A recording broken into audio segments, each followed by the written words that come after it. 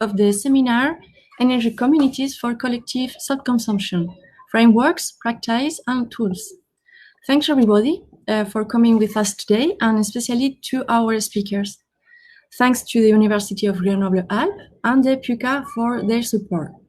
And thanks also Gilles Devisset, who is here with us, co-director of this seminar, for agreeing to help me today in my mission as chairman in case of technical problems. We are lucky today to count on Olivier Laboussière as our discussion speaker. He's a research fellow at the CNRS, a member of the management board of the PACT laboratory and head of the environment team. His work focuses on the reconfiguration of access to energy resources in a context of climate energy transition. Many thanks to him for agreeing to exchange with the researchers who will present their work today. Session number 6, question how community energy projects reshape the practice of inhabitants, professionals, or local authorities.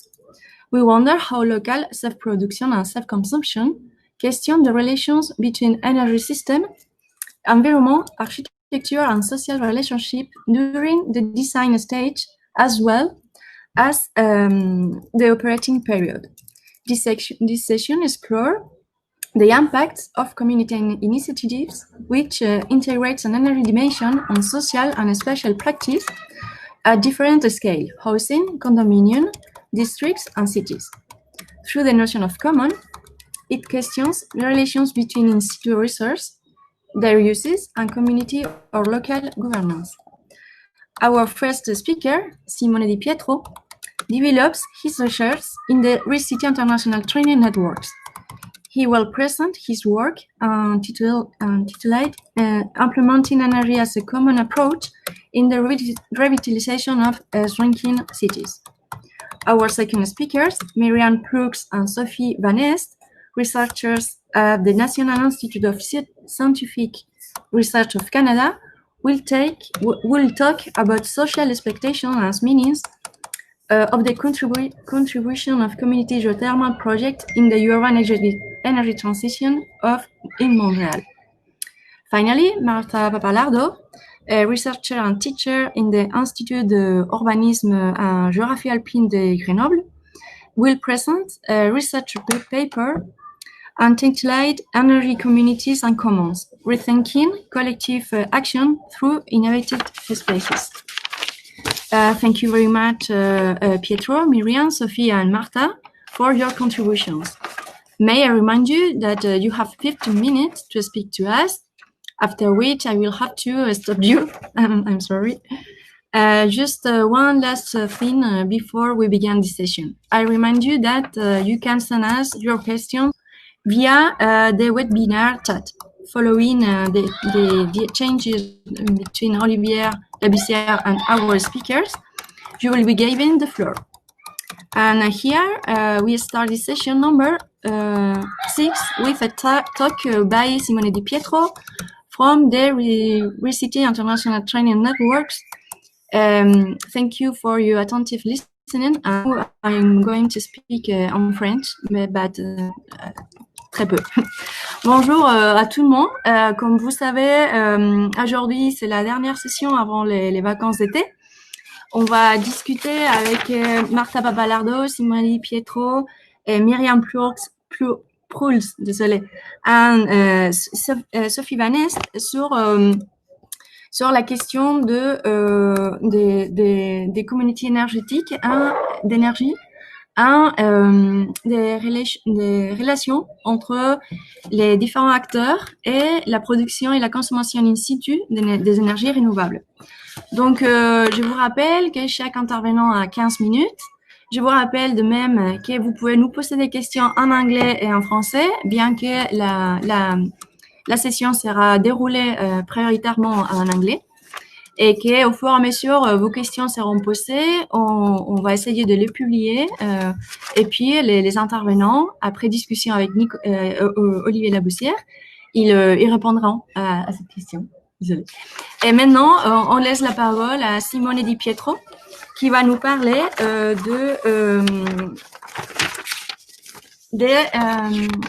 excusez-moi. Oui, je laisse la parole à Simone qui va parler des énergies common in shrinking cities, transition of energy. Merci beaucoup, Simone. Thank you, Simone. You can. Yeah, thank you, Ines. Well, my name is Simone Di Pietro. I am early stage researcher within the project Reviving Shrinking City Innovative Training Network, founded by Horizon 2020, and also PhD student in spatial and environmental planning at the University of Technology of Kaiserslautern in Germany. The title of this work is Energy as a Common Approach in Shrinking Cities Energy Transitions. The research question is in what condition do shrinking cities represent socio-spatial contexts suitable for the implementation of energy transition projects or energy communities? And through a theoretical discussion and reference to 3 specific cases, I try to identify some distinct paths of energy transitions in shrinking cities. A brief introduction on shrinking cities. Are cities who are characterized by depopulation processes and structural economic crisis. There is a lot of factors that come into play in order to explain shrinking cities case by case. But in general, I like this vision from Silverman, who retakes the theory of dependency between global north and south, adapting this theory to the relations between global cities and peripheral cities, where peripheral cities are subordinated to the global cities, who are the real poles of growth economically and demographically, while peripheral cities in some cases become shrinking cities when entering in process of depopulation. This situation will be reproduced through colonized mindsets, subconscious processes, who are the real obstacles for the local endogenous development in shrinking cities, and that could also explain why, in many cases, local administration refuse to recognize the urban shrinkage in their territories and continue to plan the cities for growing, producing paths of unsustainability on the long term. Well, shrinking cities are different around the world. It is a topic that is mostly studied in North America, Europe, and somewhere in Asia. I think that if the study on shrinking cities on the global south is very different matter. But in Europe, that is one of the most studied region, there is some factors that are important causing urban shrinkage. First, the third demographic transition, so the low fertility rates. Then we have post-Fordist economic transitions, who favoring the third economic sector also favors the concentration on global cities, while small and medium-sized cities can enter in process of depopulation. And also another important element was the fall of the Iron Curtain, who produced from the 90s strong migratory movements from Eastern Europe to Western and Central Europe. And these kind of migrations are still in place. And you can see here the map, the European map made by Wolf and Wickman, and in the blue areas are the most affected areas of urban shrinkage in the Eastern Europe, somewhere in south of Italy, central France, and also the north of Spain. But what is important to focus today is shrinking cities' energy systems. A problem arises when when cities comes in shrinkage, that is the possible overcapacity of urban infrastructure, including energy systems, the abandoned infrastructure. This situation can lead, in many cases, to high maintenance costs of this infrastructure at the expenses of descendant resources, because with less people, local administration has also less incomes from taxes, and also led to less energy efficiency in terms of energy used per capita. And so from this we go to the need to consider the environmental issues in shrinking cities, and so distribution of people, carbon emissions, and land uses. According to Schilling and Logan, the main goal for sustainability in shrinking cities should be align the built environment with the needs of existing and future populations by adjusting the amount of land available for development. In this way, decentralized energy system application would improve redundancy, reliability, slow the urban metabolism through the exploitation of one of the main characteristics of shrinking cities, which is the presence of vacant spaces. And the space become a resource if we think about one of the characteristics of renewable energy sources, which is what Schellenberger calls poor physics. So, for example, solar farms occupy 450 times more land than nuclear plants, and wind farms take 700 times more land than natural gas wells to produce the same amount of energy. So, well, according to me, three types of intervention can be identified in shrinking cities' energy transitions. First, the renewal by demolition of the built environment in order to replan the city through concepts of compact city, polycentric urban forms, and passive areas for the buildings.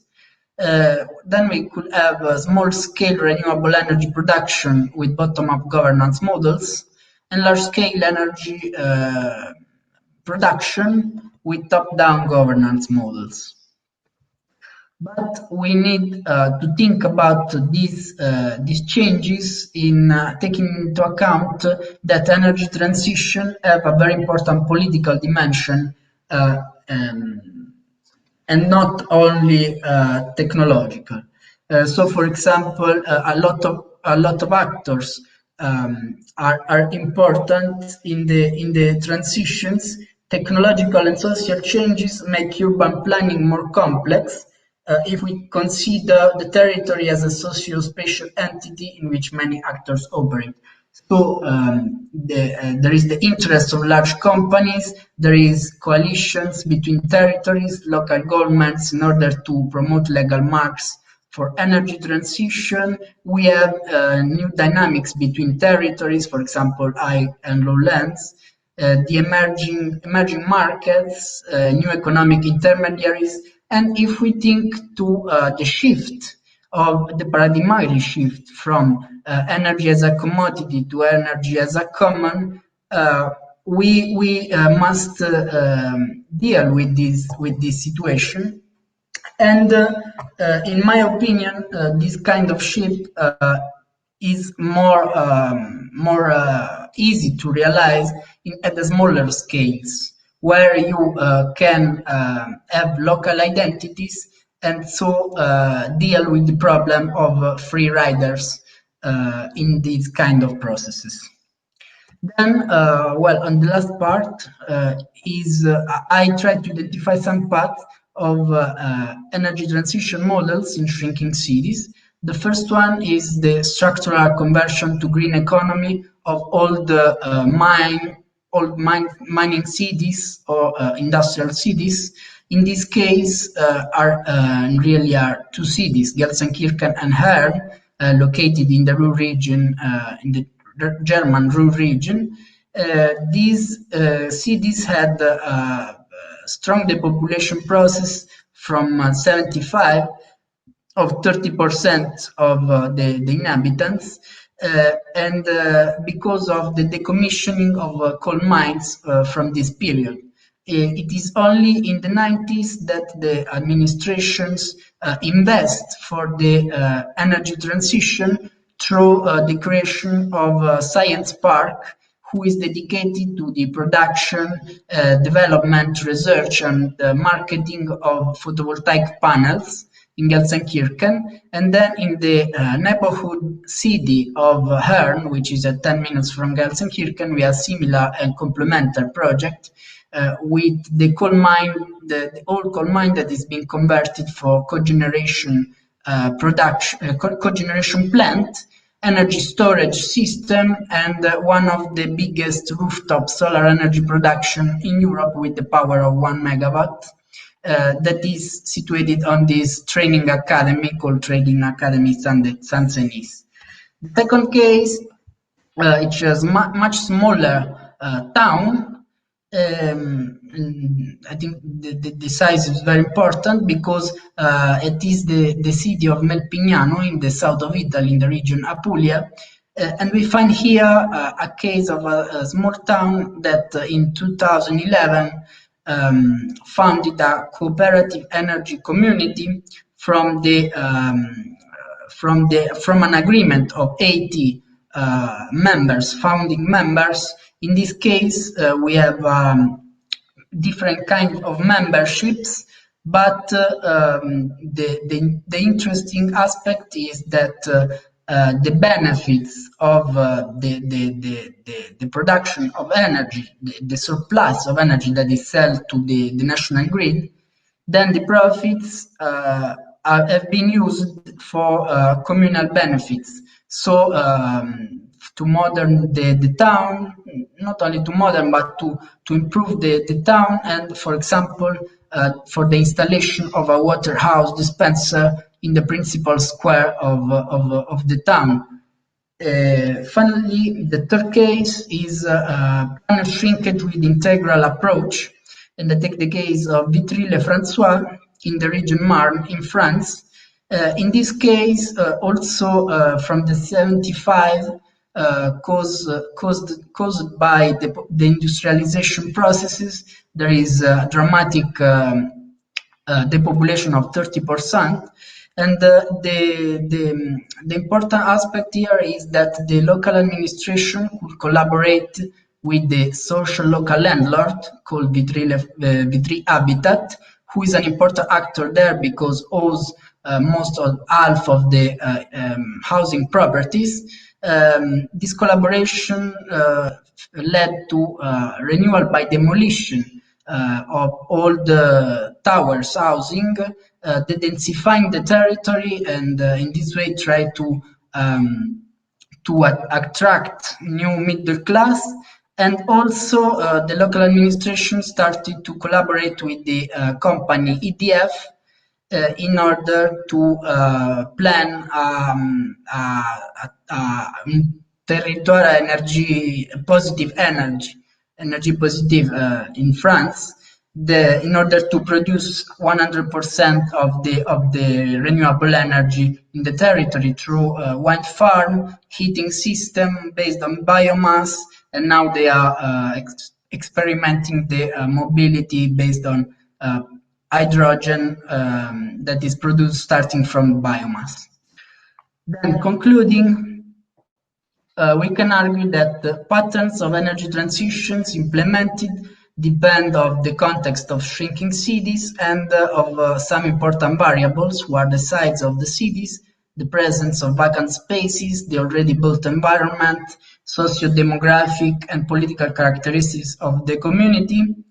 The adoption of the centralized energy system is not sufficient by itself for a high degree of energy transition if it is not combined with measures for energy efficiency, and bottom-up governance in urban energy transition seems to be more realistic in small towns or eco-districts, while large-scale energy transitions often requires coordination mechanisms and institutional partnerships in agreement with the greater quantities of investments necessary to convert urban infrastructure. These are references, and thank you.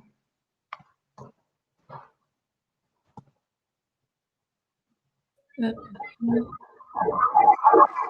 Thank you very much, Simone, for your presentation.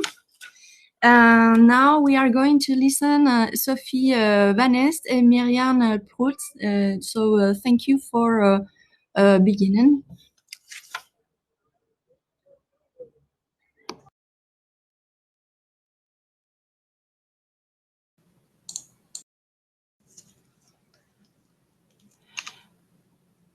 Here it is. Hi, can you hear me well?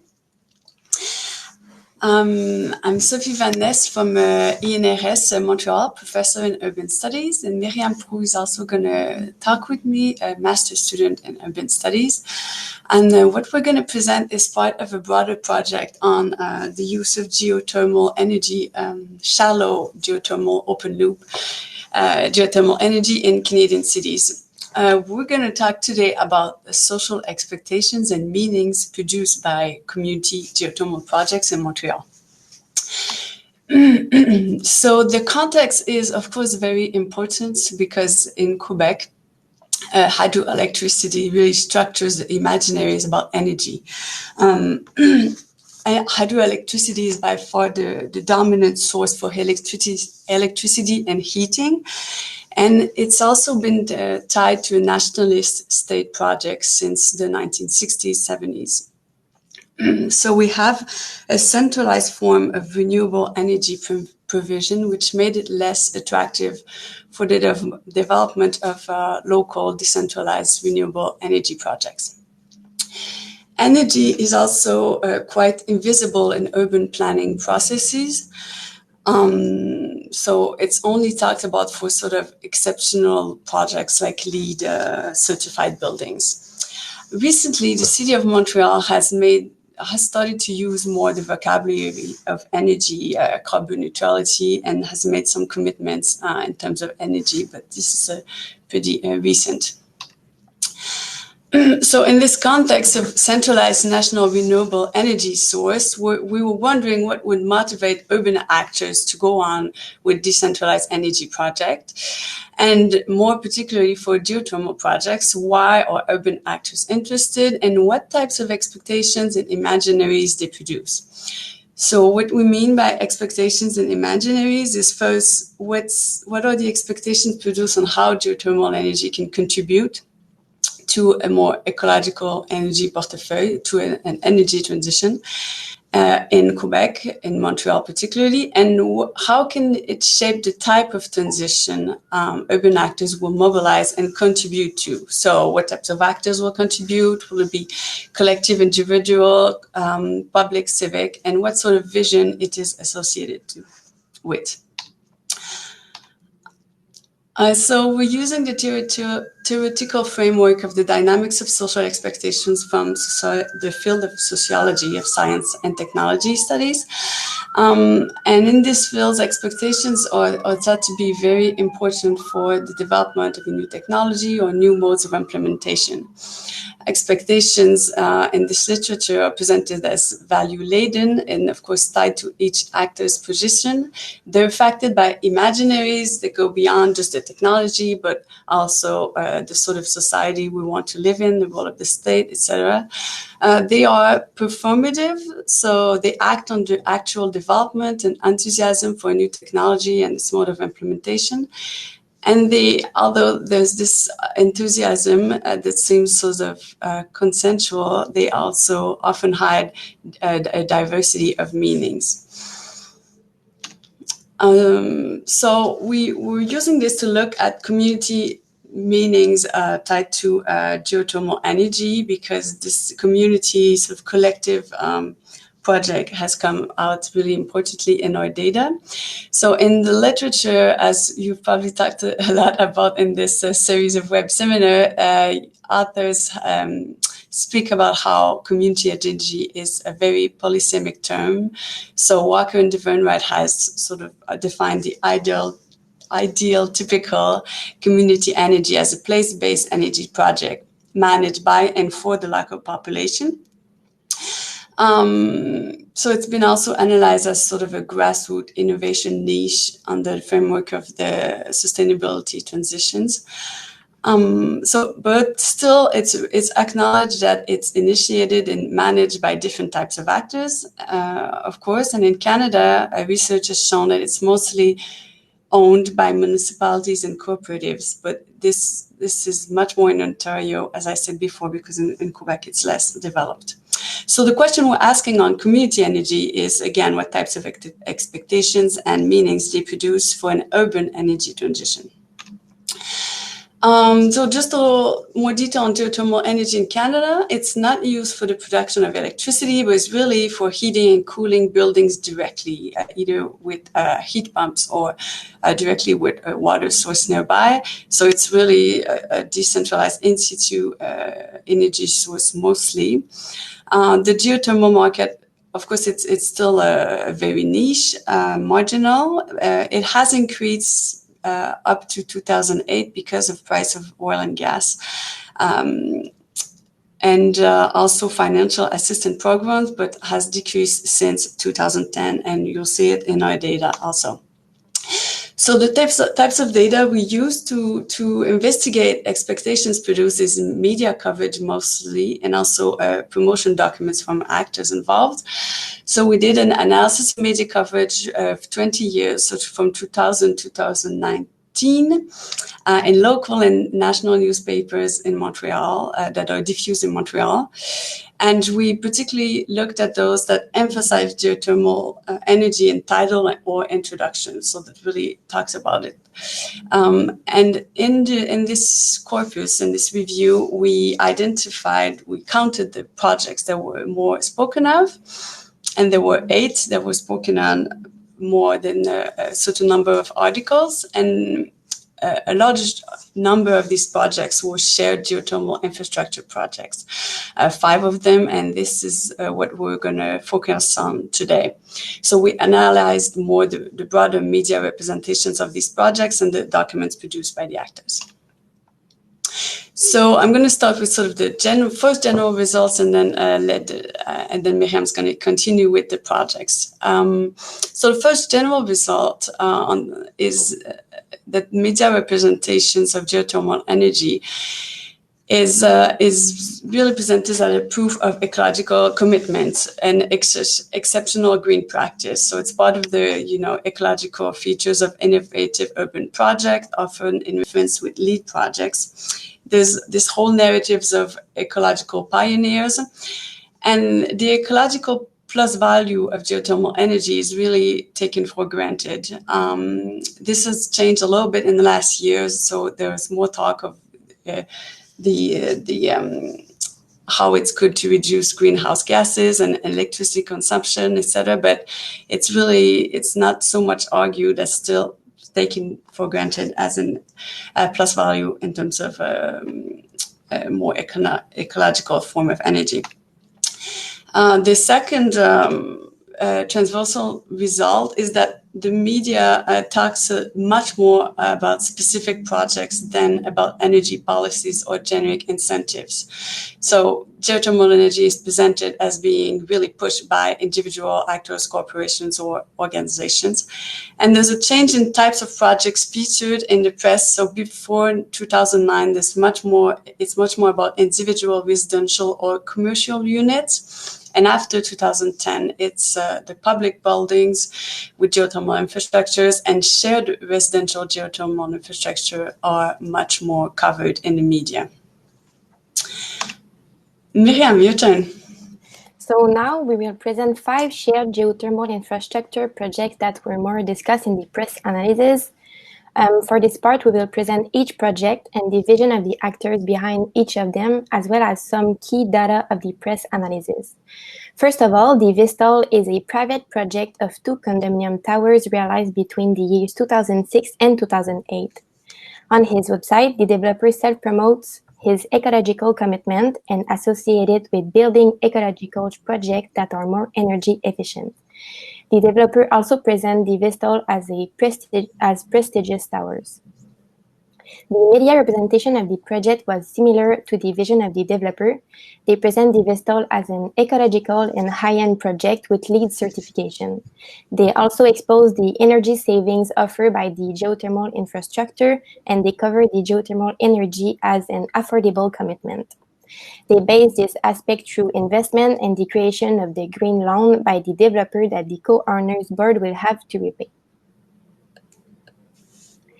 The second private project is the Jardin Westmount. In this condominium project of 2002, the promotion documents use the co-owning of geothermal infrastructure as a selling point. As mentioned on the website, by being a condo owner at Jardin Westmount, you also own this vast source of energy. They present the use of geothermal energy with other prestigious elements like the private pool and the garden.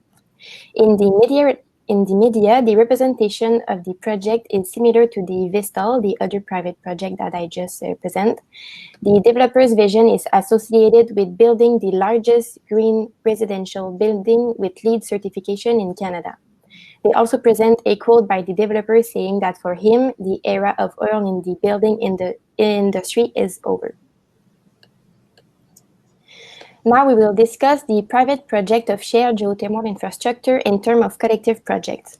We base our analysis on the definition of Rosen and Walks 2013 about condominium units, which is a form of collective but private governance with decisions made in the collective interest of owners. Condominium units are individually owned, but the other part of the building is common property like lobbies, pool, elevators, etc. As we have seen with the presentation of the two condominiums project, they are very similar. The structure of common property from condos seems to facilitate the implementation of geothermal energy.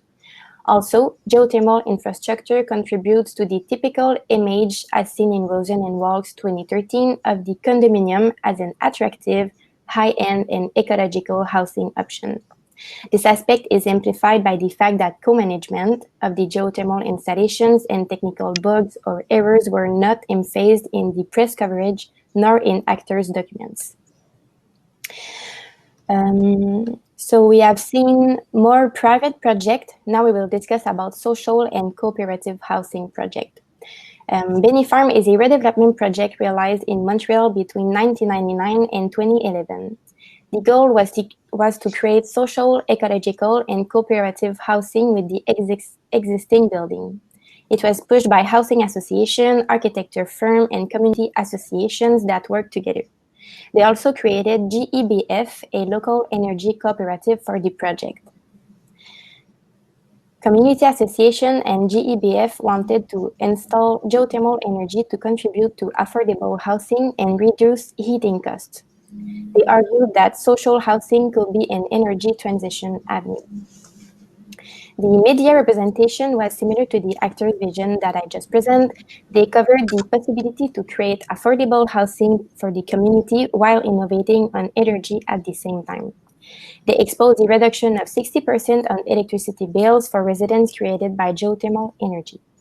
The technical difficulties of the geothermal infrastructure were also discussed in media without devaluing the project. The next project identified in the media is a resident project. So Celsius is a geothermal infrastructure in back alleys of Rosemont-la-Petite-Patrie Barrow in Montreal. It was initiated in 2015 by Solon, a resident association and a non-profit energy co-op, the Co-op Carbone. The project was integrated in a larger meaning of a bottom-up socio-ecological transition with other parallel projects. The vision of Celsius on Solon's website is to create a local and renewable energy infrastructure. They present the project as a district heating to reduce the dependence on fossil fuels associated with the replacement of boilers. They also want to improve the living environment of residents of the neighborhood. In the media, Celsius was the project with the most mentions. The media coverage represented Solon's vision by presenting environmental and social grassroots objectives. Solon's vision, the media coverage represented Solon's vision by presenting, I just said that, sorry. They cited the co-founder of the organization on the desire of citizens to come together and solidify the social fabric, as well as to rethink the green alley. So are we almost done, Ines? Yeah, maybe we don't have time to present the last project. You have so maybe I'm going to conclude so we have some time for conclusion. So the media produces expectation that the development of such ecological energy niche, well, it's presented as an ecological energy niche, a geothermal energy project. It happens through motivated individuals, organization, as I said, and little by state incentives. Shared geothermal infrastructure is presented as affordable, profitable, and thus has a high replicability potential. And the thing we most talked about is how there are different meanings to the community collective component. How is a private co-ownership in form of an ecological premium? Is it part of a sociological transition led by residents? Or is it sort of a stable, affordable energy source making possible cooperative social housing? So I'm not sure I'm going to have time to present this table, but maybe for discussion, it was just sort of to push a little bit further how we need to understand the different meanings of community. We need to understand how actually there's different things mixed up. And there are three core components that diverge, that makes the four projects diverge. So where and by whom the local energy innovation is produced, what's the collective structure for managing and making decision on the shared infrastructures, and then what are the other projects associated with that contribute to the imaginaries produced. So we think it's very important to sort of open up what community energy means and what it produces for imaginaries of urban energy transition. Thank you. Thank you very much, Sophia. Sophia, Miriam. Excuse me. We have right now it's Marta. Yep. Thank you, Marta, for being with us. And I remind you that the round of questions will take place after her. So don't hesitate to say yes. What do you think? What do you know about these three presentations? So thank you very much, Marta. You can go out. Thank you very much. So everybody can hear me? It's okay? So my name is Marta Papalarda and I'm a researcher in the Eco-SESA cross-disciplinary program. So in this communication, I will explore the potential of energy community to constitute forms of commons in the political sense, in that they make it possible to question the collective management of a shared resource. So if energy can and must be rethought as a common good from the point of view of the accessibility and the distribution as a resource, energy community can be questioned as commons, which means spaces for political experimentation in practice, where energy would be the support of a bottom-up governance through which the community is established, then set up rules for use and share the energy. So my hypothesis is that the analysis of space occupation practices reveals the governance of a shared resource, contributing to a citizen-based politicization of the energy transition on a special basis.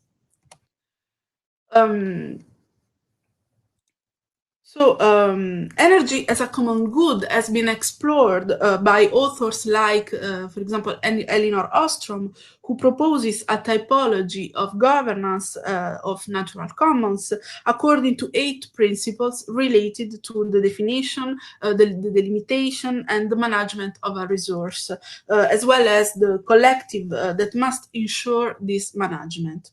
My interpretation of the commons also integrates the political sociology theories and more particularly the studies of urban commons initiated by the Italian movement of beni comuni.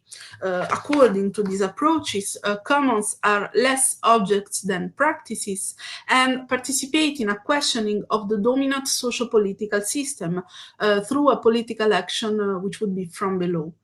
So according to this theory, commons would be made up of 3 main elements. namely a resource, which can be material or immaterial, a community of commoners, and a practice of collective governance, a commoning. So the configuration of commons as politics through practices is strongly linked also to urban space, as it is practiced, occupied, physically and symbolically invested by individuals as a form of urban and citizen politics. In this sense, the political practice of urban commons can be compared to this right to the city proposed by Henri Lefebvre, advocating an urban production through the political action of each citizen.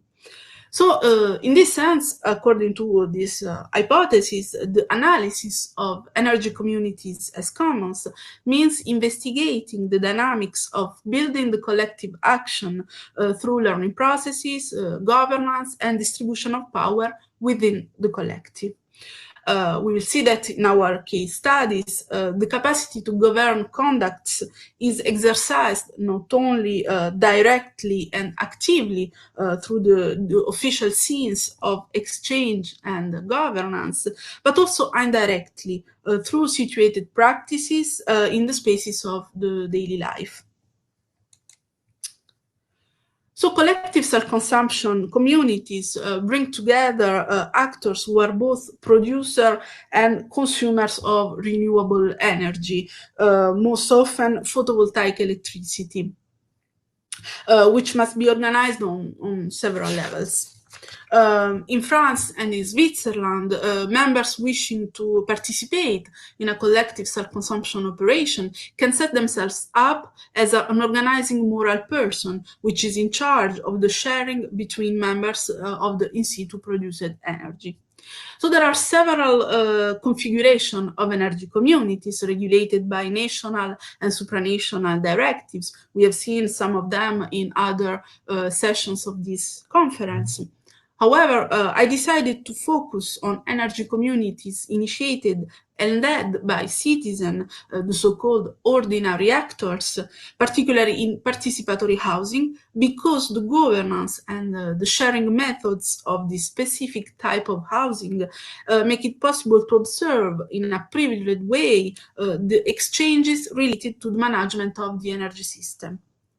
So in France, participatory housing refers to a wide range of housing, all of which have in common that the inhabitants are project leaders. Participatory housing are also a part of a movement challenging traditional forms of private property and consumerism through grassroots initiatives of pooling of goods and services.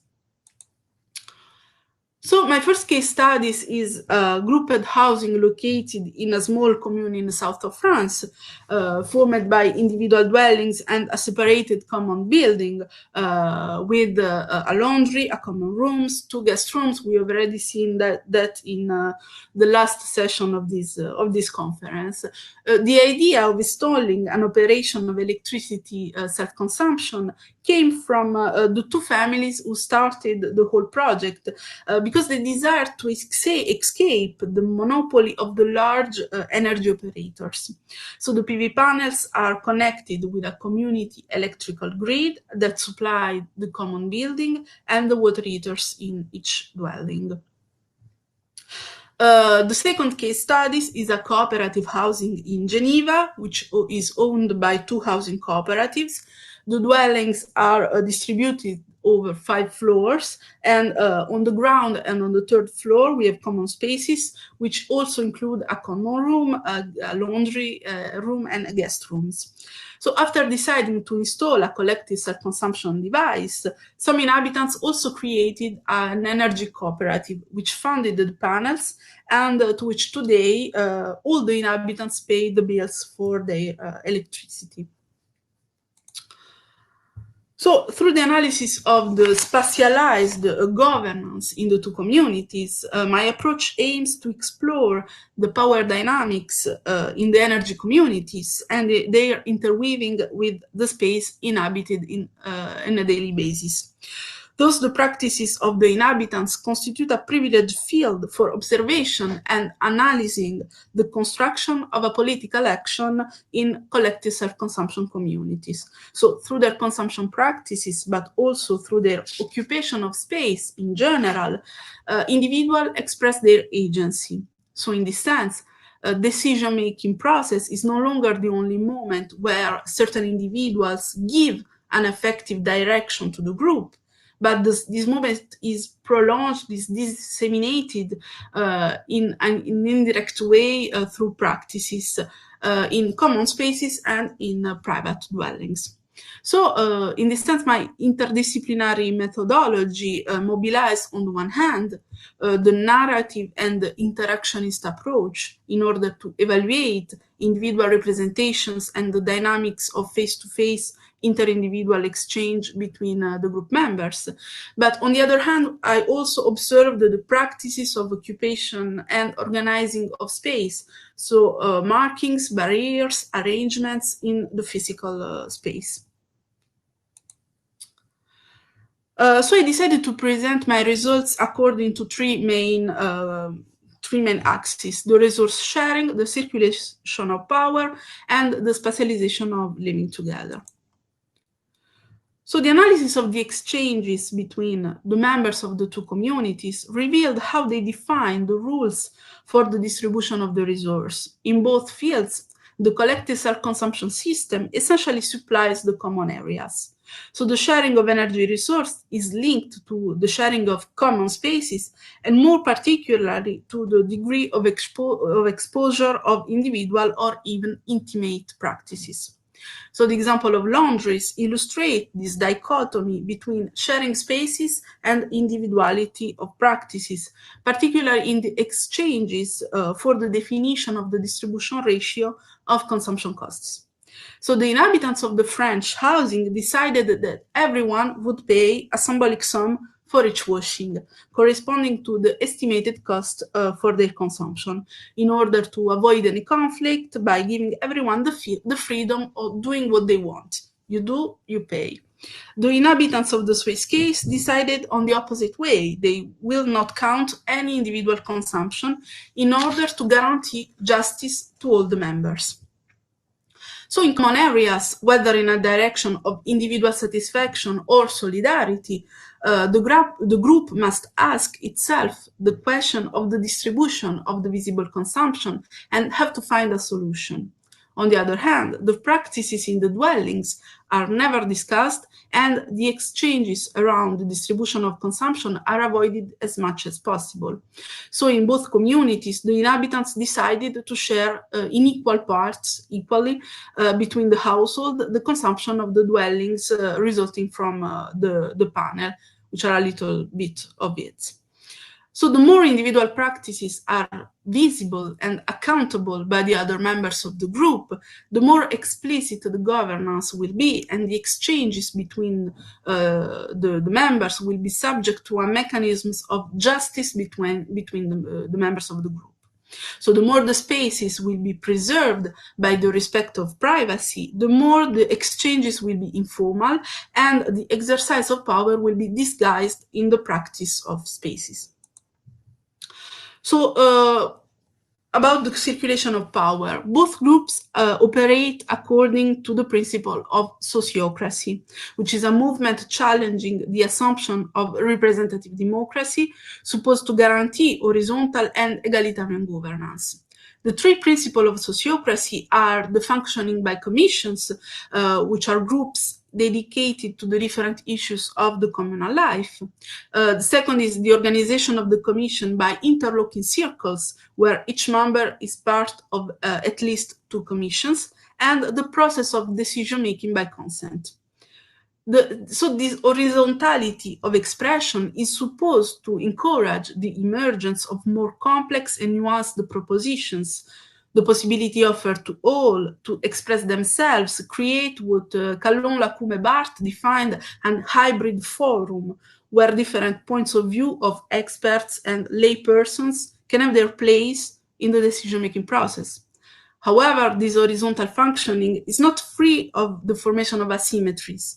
particularly when experts, members propose initiatives that are felt to be far removed from the understanding of laypersons. Then two types of power emerge. On one hand, an active power, the one of the initiator of the collective self-consumption device, who are part of the energy commissions and have professional expertise or interest in this domain. The second type would be a power of resistance. If a person is not interested or does not feel comfortable with energy issue, their attitude of resistance will have a power over the group and will influence everyone's conduct. So both groups use several governance tools, spatialized tools like signs, small words, virtual exchanges on smartphone and so on, or face-to-face exchanges. But we have also many types of non-verbal communication through the organization of the inhabited space.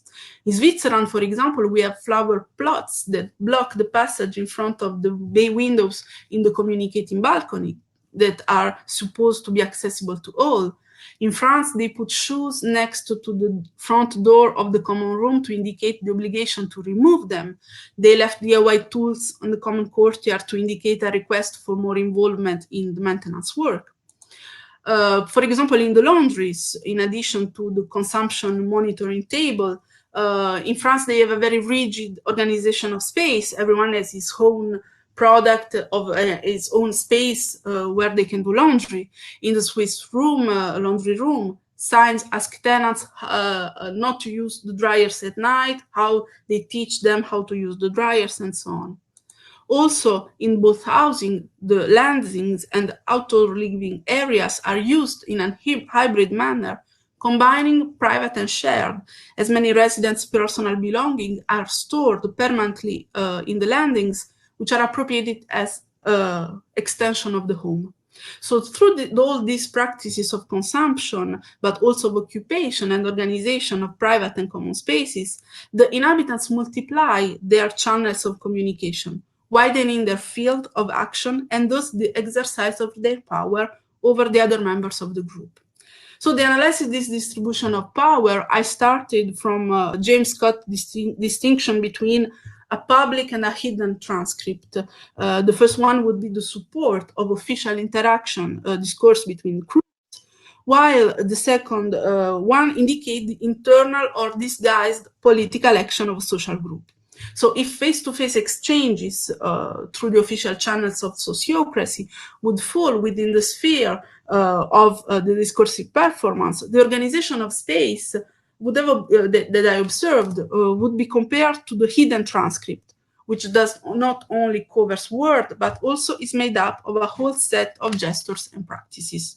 So shared space would become critical space, critical public space, which participate in the complexification of the decision-making process within the group, but outside the speech. So in conclusion, the governance of energy community is indicative of the potential for politicization of citizens through energy. In fact, the participant of a collective self-consumption operation decide to take part in it for militant reason or autonomy and the reversal of traditional economic patterns. Once inside the group, they learn to exercise power at their own level through their daily practices. So in this sense, beyond the sharing of energy per se, it's about empowerment and the exercise of power practices that energy communities can be analyzed from the perspective of commons. So the relationship between energy communities and regulation of energy sharing also brings out the reflection of the duality between what is legal and what is legitimate. Through their action, members of energy communities, especially in pioneer operation, have organized their the energy sharing in a legitimate way, albeit the limits of legality. This political action in practice, which is close to the political society model proposed by Partha Chatterjee, is based on solving everyday problems and asserting citizen action from below, even in the absence or outside a regulatory framework. The politic embodied in practices can also be related to these forms of strict politics observed by Asef Bayat in Middle Eastern cities, where ordinary city dwellers deploy skills that enable them not only to survive, but also to create spaces for identity. So energy community as commons could participate in a spatially based socio-ecological transition in a sense of a shift of power from the central to the local level and a reinvestment of citizens in a reappropriation of inhabited spaces. Thank you very much. This is a little bit of bibliography if you want to go deeper. Thank you very much, Marta, for this exciting presentation. So I leave it Olivier Labussière pour to react and ask you firstly, Simone, the question that your research has raised. I remind you that we have about 30 minutes or even a little more for this collective discussion. So thank you very much, Olivier. Je te laisse la parole. Du coup, tu veux parler? Okay. Hi, everyone. Thanks a lot for these very stimulating papers and for this presentation. Maybe I will address one or two questions to each of you. To Simone. I have two questions. The first about the notion of vacant space, and the second about communicative planning.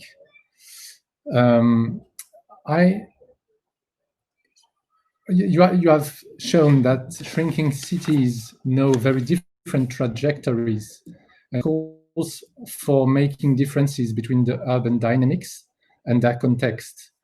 And from this respect, the notion of vacant space looks very interesting, a very stimulating starting point, and maybe could be conceptualized a bit further to help us make differences between these urban contexts. I mean, what a vacant space is for real. It is not a free space. It is much more in the context of shrinking cities what remains. So the questions could be, how do we develop decentralized energy systems from what remains?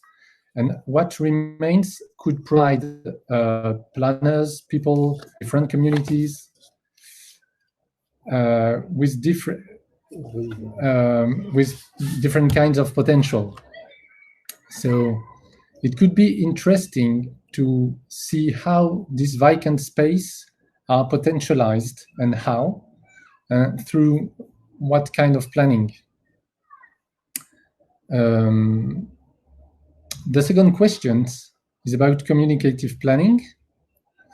This is a simple question. Why adopting communicative planning? As there are very different traditions in this field. And sometimes, as if I'm not mistaken myself, it is sometimes said that communicative planning is based on a quite rationalist approach of decision making. So how does it work with shrinking cities? And well, I will let you reply. Peux-tu dire les questions en français rapidement pour que tout le monde... Bien Merci. sûr. Bonjour à toutes et à tous et merci pour vos communications. Donc pour Simone, j'ai deux questions. La première, c'est par rapport donc aux shrinking cities, la notion d'espace vacant. En fait, à quoi cette notion réfère? Et au-delà de l'idée d'un espace libre, comment est-ce que ces espaces-là renvoient à des héritages qui peuvent être de foncier, qui peuvent être technologiques, qui peuvent être aussi d'usages sociaux? Et comment ces héritages, finalement, peuvent être réinvestis précisément pour développer des systèmes énergétiques décentralisés. Donc, pas simplement regarder les espaces vacants comme une opportunité un peu quantitative pour faire du capitalisme vert, mais en quoi, justement, la façon d'en tenir compte dans la planification, de le potentialiser, permettrait d'envisager différents types de développement. Et la deuxième question, beaucoup plus simple, c'était finalement de comment se justifie ici le choix du recours au communicative planning. Voilà. Thank you very much, Olivier.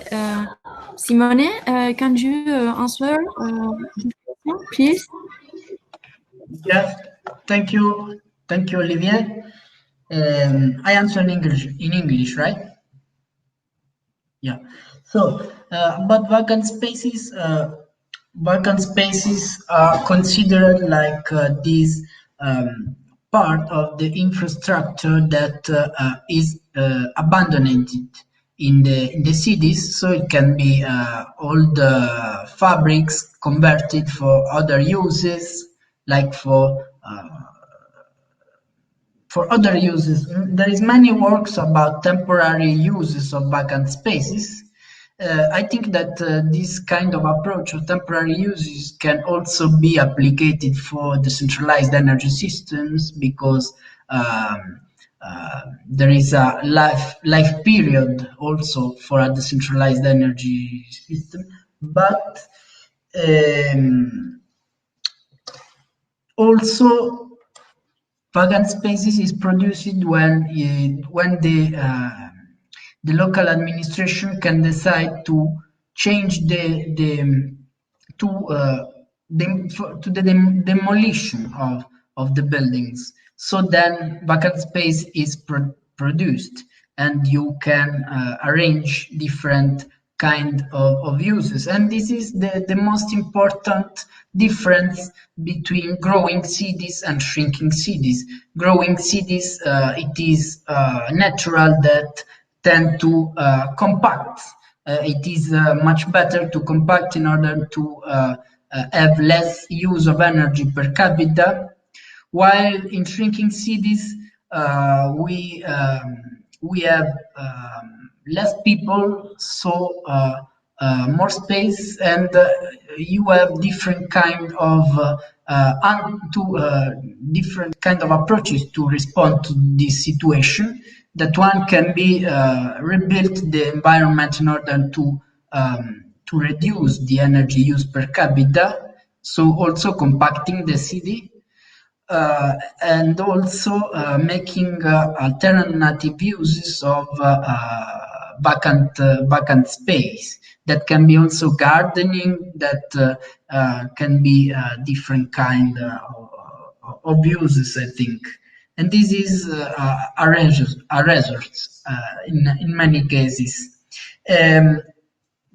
About communicative planning, yes, I think it comes from the work of Habermas, this approach. I think that it is very very interesting, and I think that is related to this kind of bottom-up governance of energy transition processes. Because of this, what I wanted to underline in my work is this kind of differences, where to make a conversion of infrastructure, like old fabrics, old mines, or in the case of Vitry-le-François, which is a medium-sized city of 15,000 people, there is a top-down governance, basically, where there is the collaboration of the administration with the EDF or with the social local landlord that is a strong actor, while in smaller context, like the town of Melpignano, you find more bottom-up initiative, bottom-up governed energy transition, and in this, I think that we have a clear example of how the inhabitants, the people, really govern. There is a more direct democracy in this kind of process, and respect to bigger cities. And I think that is a challenge to try to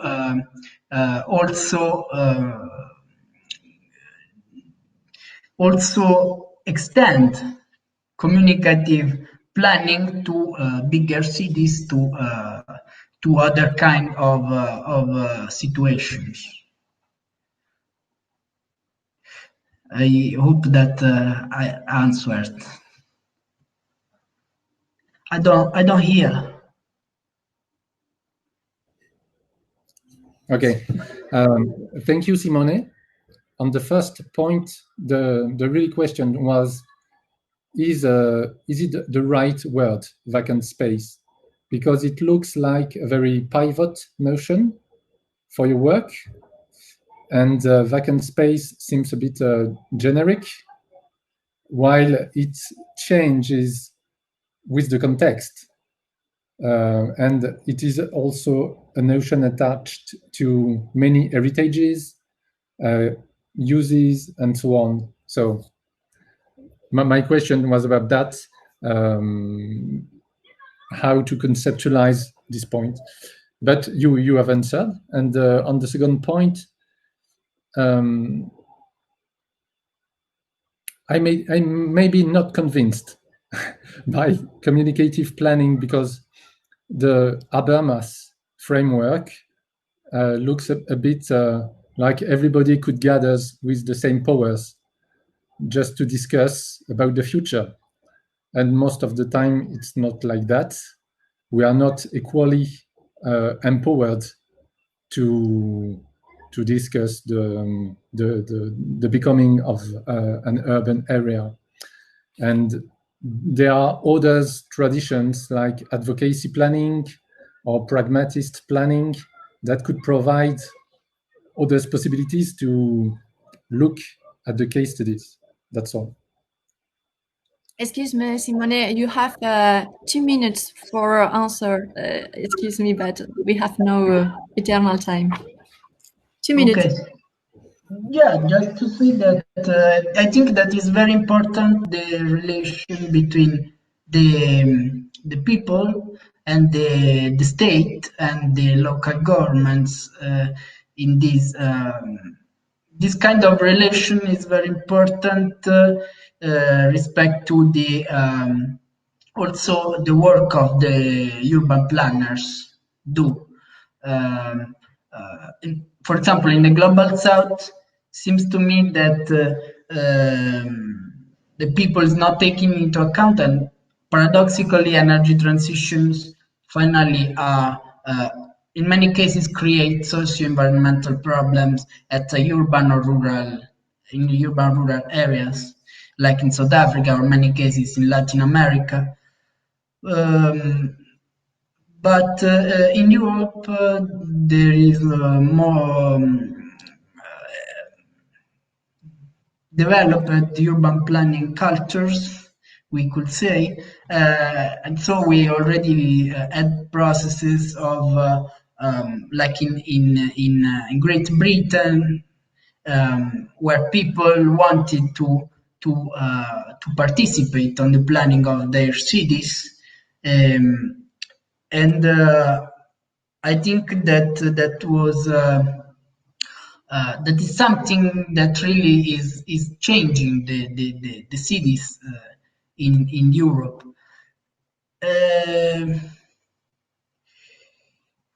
I think that is my answer then. Okay, thank you, Simone. Thank you. So can we speak in French a little bit? Je te propose de parler un peu en français et du coup, parle en français. Pour Simone ou Non, pour Martha, pour passer aux questions de Martha. Il y a Myriam et... Il y a Sophie. Excuse-moi, Sophie et Myriam. Myriam et Sophie. Yep. Donc, si on peut parler en français, puisqu'elles sont bilingues, je pense que ça sera une bonne chose pour notre public. Très bien. Bonjour Myriam et Sophie. Je suis ravi de découvrir votre travail et puis de prendre des nouvelles de Montréal.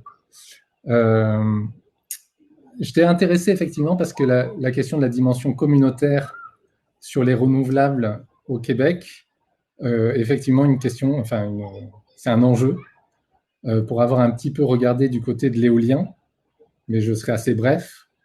Quand les appels à projets ont introduit la dimension communautaire, ça a parfois été perçu comme une forme de tournant un peu libéral, une façon de faire entrer des producteurs d'électricité dans une chasse gardée d'Hydro-Québec. Et donc, finalement, c'était une façon un peu instrumentale de se saisir du territoire, de dire qu'on fait du communautaire et en même temps de faire progresser derrière peut-être des business models un peu, quand même, qui restaient privés. Donc, ce qui m'a intéressé, pour revenir plus directement à votre papier, déjà, c'est très utile, les 3 cas d'études, je trouve, nous permettent de voir des différences intéressantes entre ce qui relève effectivement d'une forme de gouvernance privée, là, en copropriété, puis de formes d'approche plus participative et coopérative. Et j'ai trouvé intéressant de voir finalement comment les projets pouvaient challenger justement la propriété privée, l'investissement privé, la gouvernance privée. Est-ce que les projets d'énergie géothermique ont ce pouvoir-là? Alors, ils ne l'ont pas en eux-mêmes. Ils l'ont dans la mesure où ils arrivent à être portés par des collectifs socio-techniques qui ont des périmètres différents, qui décident de formes d'options de portage et de partage un peu différentes. Mais ça, je trouve que c'est un site, c'est-à-dire les projets géothermiques peuvent être regardés comme un site à partir duquel peut se développer une critique de la production urbaine et de la façon dont elle s'affranchit ou pas d'un modèle de marché. Et en ce sens-là, le premier cas est finalement, voilà, on veut obtenir la certification LEED. Le projet géothermique est quasiment invisibilisé, enfin, il est inclus dans les coûts dont on se partage ensuite la charge, mais il n'y a pas plus d'attachement que ça, si ce n'est cette gestion financière en commun. En ce sens-là, c'est un commun finalement assez faible, puisqu'on n'est pas très affecté par le projet, et voilà, si ce n'est un peu les charges collectives, on n'en voit pas vraiment les dimensions.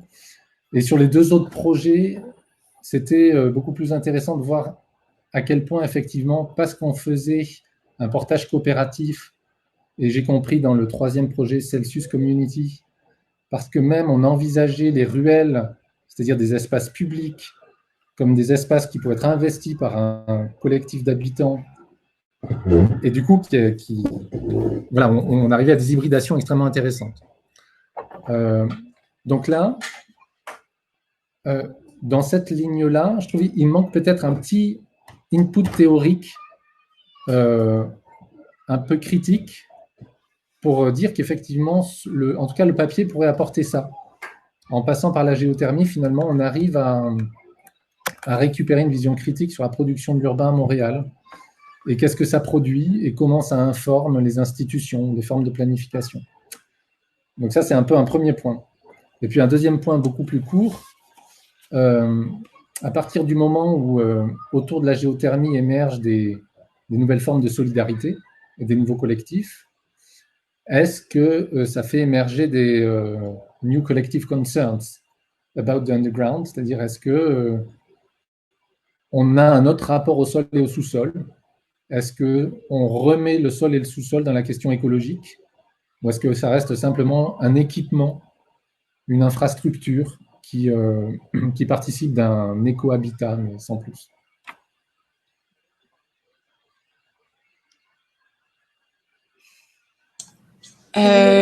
Merci beaucoup Olivier pour les commentaires, questions. Je vais commencer, mais Myriam, n'hésite pas à ajouter si tu veux ajouter quelque chose. Ben effectivement, en fait, je suis d'accord qu'il manque qu'il manque un petit peu d'input théorique pour faire la critique qui est un petit peu sous-jacente de à quoi participent les projets de géothermie ou à quoi peuvent participer les projets de géothermie communautaires à Montréal. Puis en général, je pense aussi peut-être dans d'autres villes. Mais je pense qu'en fait, on l'a découvert au fur et à mesure. C'est comme qu'on n'a pas eu le temps de l'aboutir, mais je pensais pas que ça allait sortir aussi fortement, que c'était d'une part en fait, l'aspect collectif de possession de cette infrastructure-là est vraiment utilisé dans le marketing. Comme je savais que la géothermie était dans les trucs lead avec lesquels on vend, mais là, que l'aspect collectif soit vraiment partie prenante de cette espèce de promotion-là, ça m'a surpris. Puis surtout que c'est au même... donc, dans l'univers médiatique, c'est ça, c'est pas...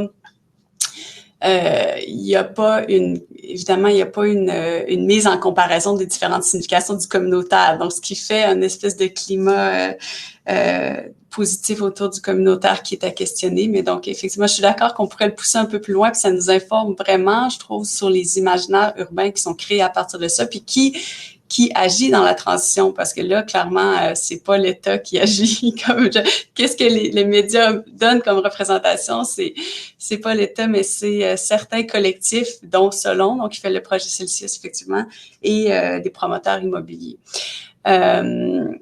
Donc, oui, je suis d'accord que ça va être à pousser, puis j'ai hâte de le faire avec Myriam et avec les commentaires. La deuxième question, ça peut-être que Myriam va être meilleure que moi pour répondre parce qu'elle a plus fouillé les documents, mais de ce que je connais, de ce qu'on a fouillé, je pense pas qu'il y ait particulièrement une prise de conscience de l'importance du sol comme ressource ou je pense que déjà, en fait, juste l'idée que tu aies une infrastructure décentralisée d'énergie comme dans la ville, parce qu'on en entend parler avec l'éolien, mais c'est vraiment rural, tu sais, c'est pas associé à un imaginaire urbain d'avoir une communauté énergétique au Québec. Et donc ça, je pense, ça a été plus je pense que c'est pour ça que ça a retenu quand même pas mal l'attention médiatique, le projet Celsius, qui a été aussi supporté un petit peu par la ville et l'arrondissement. Donc c'est plus cet imaginaire-là, en fait, de communauté justement locale que le sous-sol en tant que tel. Puis même ça, c'est flou, selon les acteurs. Il y en a qui utilisent le mot géothermie, il y en a qui l'utilisent réseau de chaleur. C'est un peu tout mis ensemble. Ouais. Je sais pas si tu avais des choses à rajouter, Myriam. Pas vraiment. Je trouvais ça vraiment complet, mais ma seule idée de rapport au sol, c'est peut-être plus par rapport au volet plus environnemental, contamination des sols, mais pas nécessairement par rapport comme à la perception des sols ou c'est comme finalement à la gestion des infrastructures vis-à-vis de l'urbain, mais plus c'est ça par rapport à la contamination des sols. Mais tu sais, ça l'a pas beaucoup ressorti non plus dans notre analyse, mais c'est vraiment intéressant. Merci beaucoup pour vos commentaires.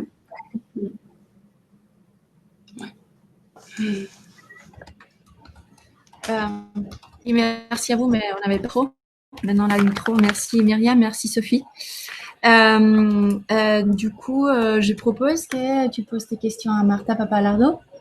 Martha, t'es par là? Oui. Ok, je vous laisse la parole à Olivier. En anglais ou en français? Les deux. Les deux. Non en anglais, ou en français ou en français. D'accord. Je pense qu'il faut français et après cours en anglais. Voilà. Non? Parce que Martha... So, maybe hi Martha. Hello. I give you one point of discussion in English and then in French, the same. First of all, it's I think a brilliant paper with a very good stuff, and it was a very fine-grained analysis. So congratulations! I was very pleased to read it. And reading it, I've thought to a book that could maybe help you or give you others way to continue your work. A book about Nort Maches, material participation. And this book deals with the role of objects in political participation, how material objects enact participation and constitute it differently according to specific low-carbon devices. And she specifically in her book deals with eco-habitat.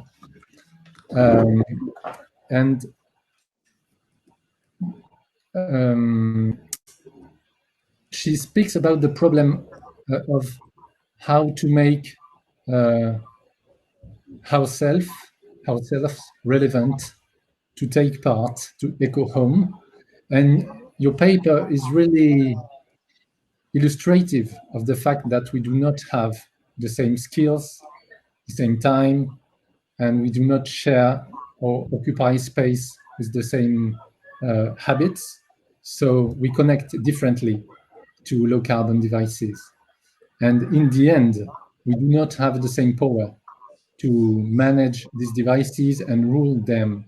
So how are these rules negotiated, and how a kind of green democracy is occurring at home, especially in participatory housing?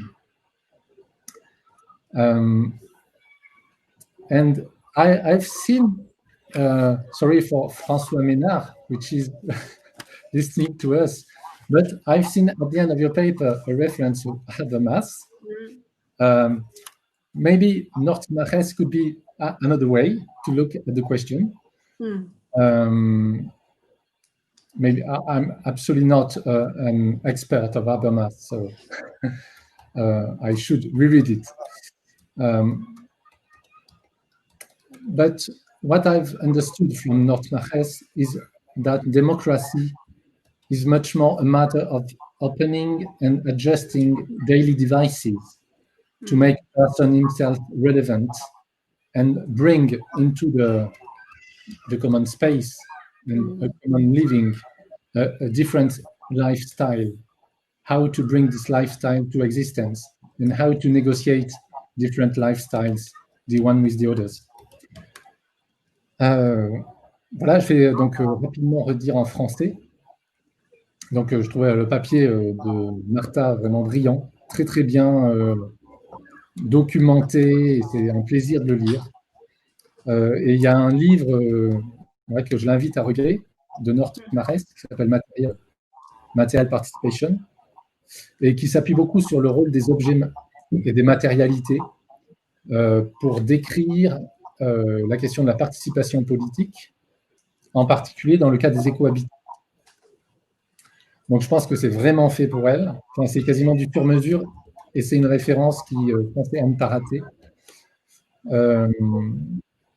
Et Nord-Mares pose le problème en termes de problems of relevance, qu'on pourrait traduire par comment se rendre soi-même pertinent ou ajusté pour pouvoir à la fois savoir au quotidien gérer un dispositif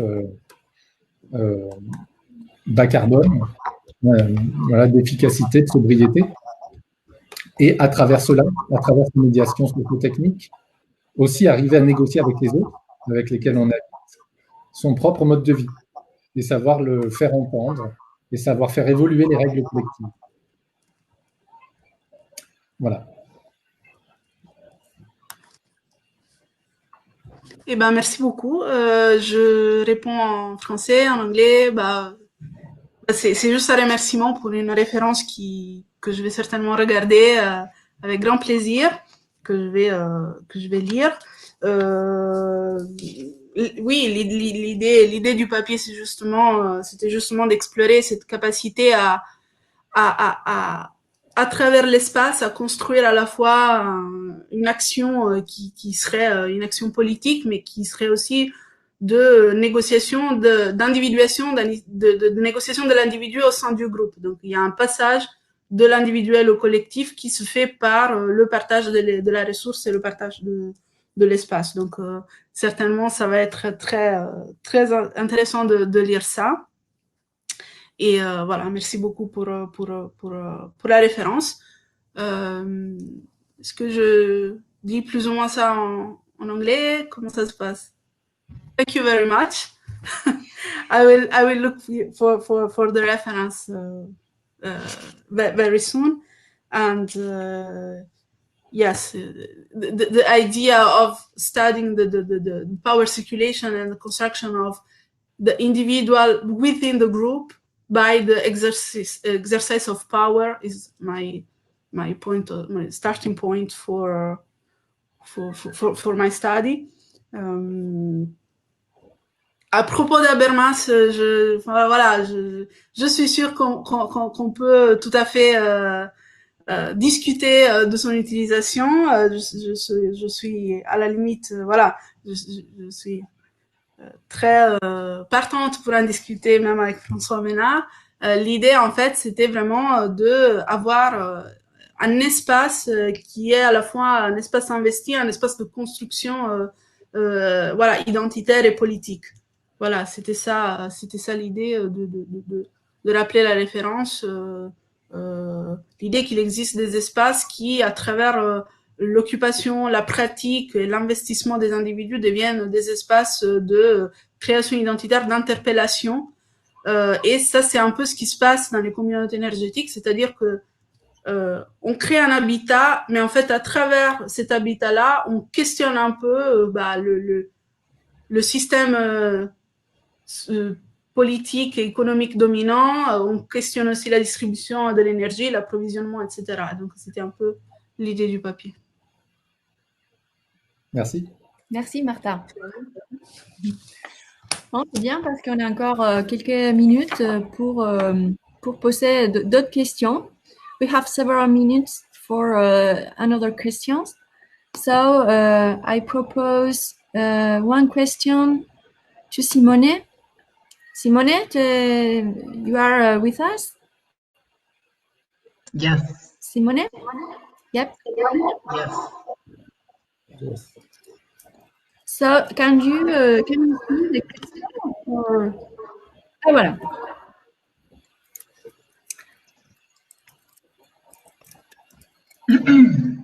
Okay.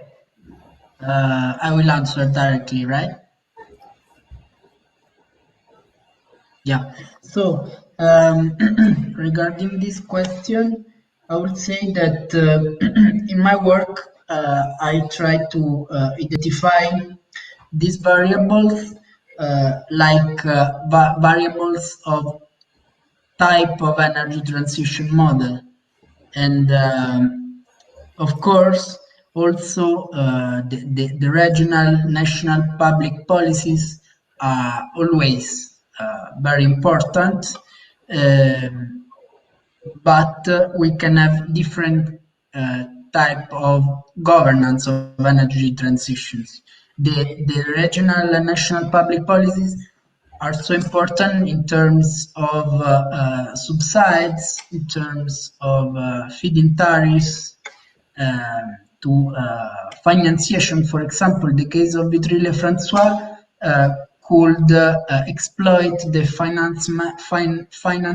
financements from that the French government allowed after the COP21. It was in 2015, if I remember well. And all the subsides for the projects of territoire énergie positive have been given so far until 2020.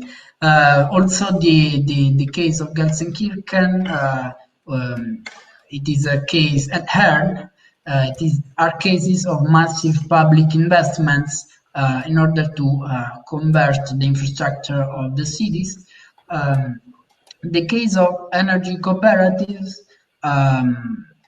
are, of course, exploiting the feed-in tariffs and some kind of local subsides, but are basically promoted by private investments of small producers or prosumers.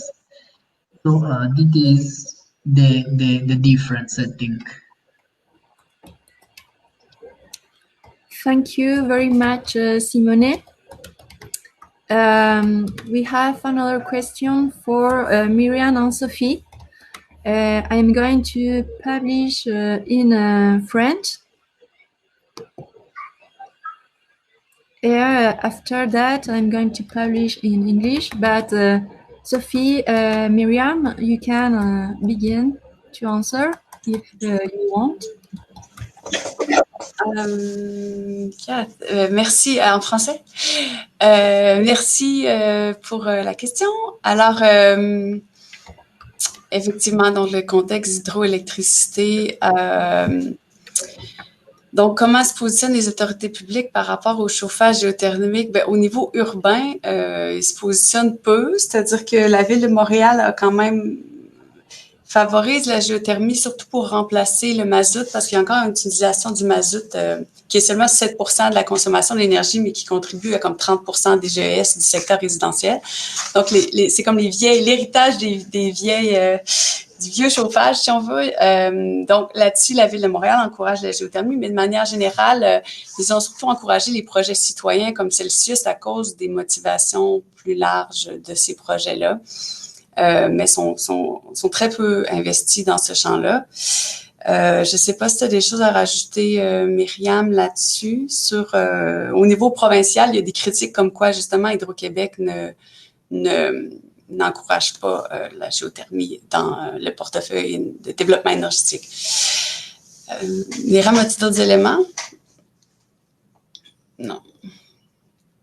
C'est bon, du coup? Oui, ça, je pense. J'espère que je réponds à la question, mais c'est pas mal ce que j'ai comme élément de réponse. Merci de cette réponse. Je suis en train de regarder si on a d'autres questions. Je vois que François Ménard. How do they influence the projects of property development? Okay, I think I answered. It's okay. Yeah. Okay, on va attendre. We are waiting to François Ménard because he's writing a question. But I don't know for who. So,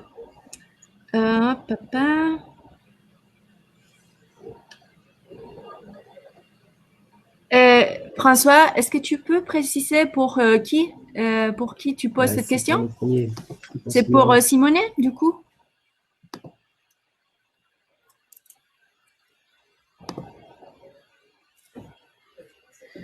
Donc, je vais traduire en anglais, je peux le faire. Simone, it's a question for you. So, it's in French. Oui, autrement, ne peut pas se donner le moyen. Non, elle n'a pas été.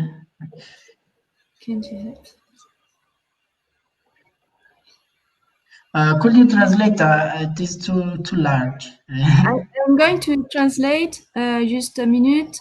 But basically, my understanding is that you should have the same size of cities to make a comparison. And yeah, I thought about that, but I think that different size of city also the size of city also it is a point, a variable in order to understand different types of energy transition models application. In this case, in this work, I use different size cities. I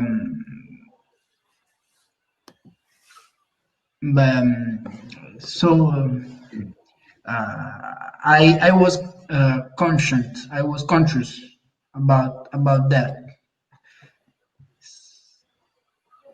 I have published in English, but I think you have begun to answer.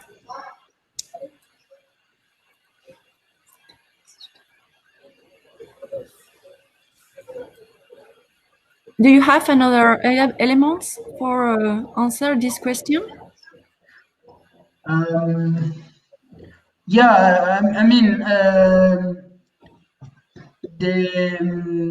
the points that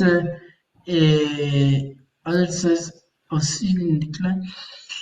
The other sides of cities as different kind of energy transition models. In my opinion, of course, each case is different as is particular. There is different factors that comes into play. I know that usually in research, it is good to have case studies who are more or less similar and the size of the city is an important aspect.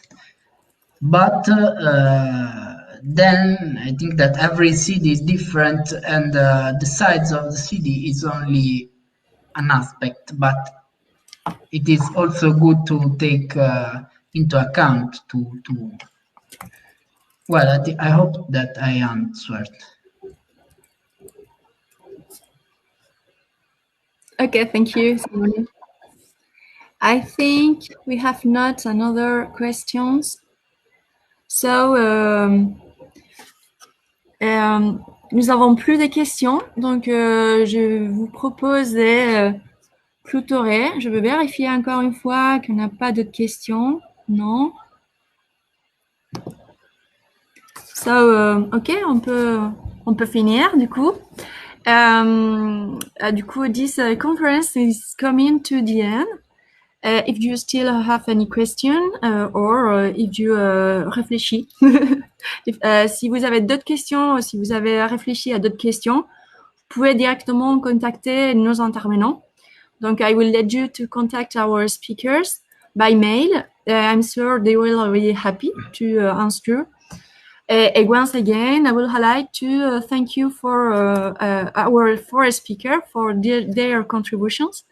These three presentations will no doubt bring elements that will help to clarify the relationship between energy communities for collective self-consumption and the social and spatial practice of different type of actors.